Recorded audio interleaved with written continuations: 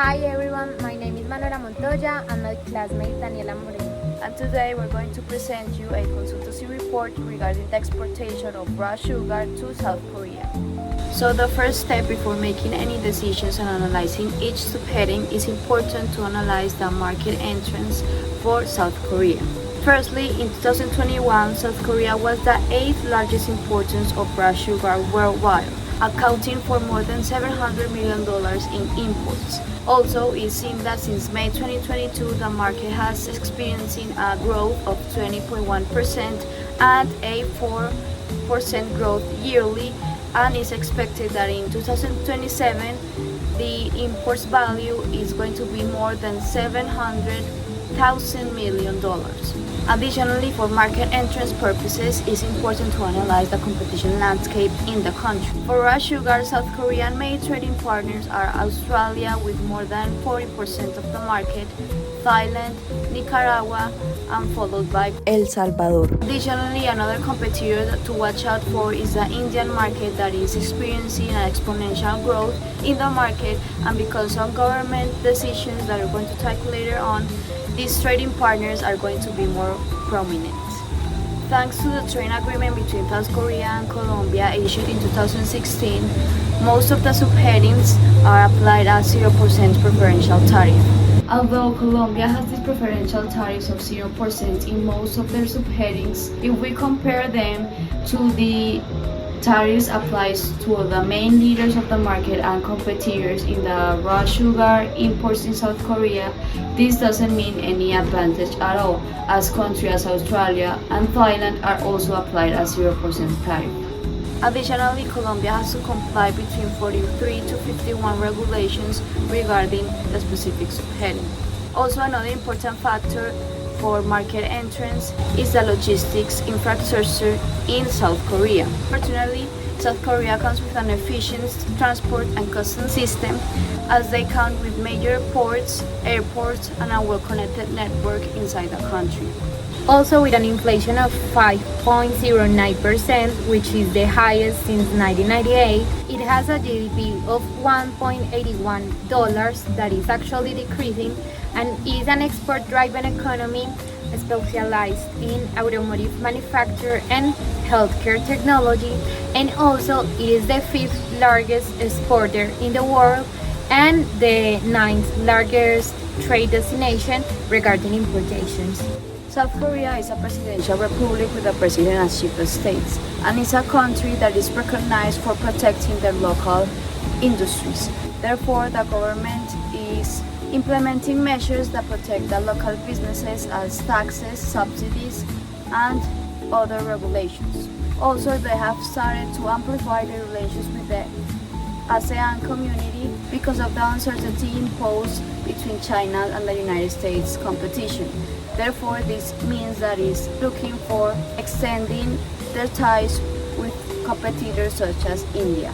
In legal terms, South Korea comes with a commercial law that regulates all the aspects of business and commerce, and also is a country with a complex tax system. In terms of cultural and social aspects, South Korea is known for valuing respect and hierarchical status between trading partners, also confidence and long-term relationships. So after knowing all this information, there are some risks regarding the supply and demand environment, as internally in Colombia and as externally in South Korea. As we saw in South Korea, the aging population and the health awareness trends may decrease the sugar consumption in the present and future. Also, the protectionist measures taken by the government and the long ties with the ASEAN community may also make more difficult the competition landscape and permanence in the country's market. Regarding the supply chain in Colombia, some risks are the climate phenomena that may affect the crops of the sugar. Additionally, as raw sugar is an agricultural product, products are known for the volatile international prices. Regarding Colombia's advantage vis-a-vis other WTO members, besides the free trade agreement, also there is this preferential tariff applied for countries that belong to the global system of trade preferences, so that Colombia would have more trading opportunities and also more bargaining power in negotiations. We created a selection chart in which we compare the variations for tariffs for each of the subheadings, where we found that, for example, for subheadings 12, 13, and 14, there is no variation due to they have always been 0%, but for example, for heading 91 and 99, it has changed because for 91, it has always been 0%, but for 99, it is decreasing. Now, it's important to analyze the non-regulatory trade barriers that are applied to this specific product. In Colombia, there are no export taxes applied to this good. Nevertheless, after analyzing the supporting documents necessary for the exportation of the product, we found out that, for example, in the subheading 170113, there is an obligatory document called Panela Quota.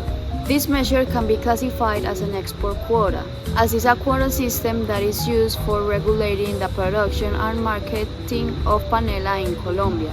So, for the producers of this specific good, they have to comply with an individual quota that the government gives them, and they cannot surpass the production quantity given. Also, this quota is full of uncertainties as the producers don't know if they will be granted the quota or not. Also, this system says that the producers can only sell their products through authorized channels, and they have to use the reference prices for panela regarding the international prices.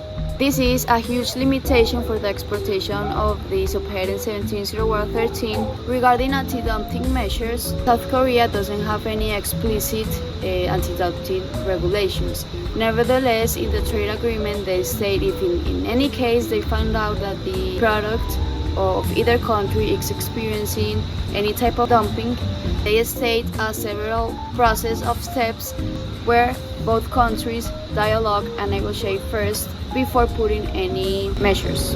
Also, we made some charts to analyze South Korean importations of raw sugar, and we noticed that the subheading 170114 was the one with the highest export value since 2018 to 2022. Regarding some world production trends, we found that sugarcane crops are much greater than sugar beet, which aligns well with the most important type of sugar that is imported to South Korea.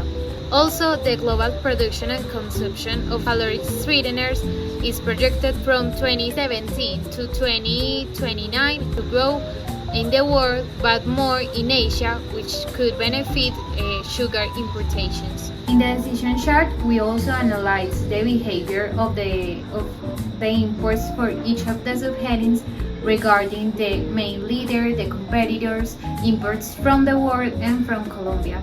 For the HS 170113, the main leader is Philippines, which is the Asian second largest producer of sugar, and also its industrial sugar sites were included to the UNESCO World Heritage List. Nevertheless, Colombia's export value tends to be more stable, and it has a competitor, which is Thailand, the Asian largest producer of sugar and also the second largest producer worldwide. Both of them work as substitutes for Philippine supply, and when it decreases, they take the market share that is left in the market. Regarding the HS 170114, we can see that this is raw sugar obtained directly from the sugar plant, and for this one, the main leader is Australia, which has almost the world's exported value. The competitors have a much lower exported values, and what actually differentiates Colombia is that it has a growth rate of 69%. Another HS6 that caught the attention in terms of growth and market participation was the 170199, corresponding to a wide range of other products such as lactose, maltose, and fructose that are used in other products. So an explanation for this increasing and consistent growth for a specific subheading is that because it covers a more general range of products, it's more resistant to the fluctuations in demand in the market. As it can be seen in the graph, the main leader in this market is Thailand, that it takes over 75% of the total market share of South Korea imports. Lastly, in terms of Colombia, this subheading is the most exported, meaning that there is a high potential in terms of production facilities and experience in exportation. So the rules of origin are another aspect to take into account when making an export process to South Korea. So according to the World Customs Organization, the Section 17 of the harmonized system that refers to the raw sugar good is classified as a prepared foodstuffs. Therefore, for it to be considered originated, it must satisfy at least one of the three conditions expressed in paragraph A. The best condition that applied was the third one, corresponding to that the good is entirely produced in the territory, in this case Colombia. And regarding the section B, we found some origin procedures that are needed to prove that the product is actually originating. Finally, our selected HS6 is the 170116, which is raw sugar, unrefined and directly obtained from the sugarcane plant. This because orchards of sugar crops are mainly concentrated in sugar. As it is not refined, Colombia has not the need to undertake other additional processes, which means that they could be transferred to the profits. As we saw, the subheading has a lower MFN, also the free trade agreement 0% tariff. Besides, Australia's low production levels is a great opportunity for Colombia to take its market share.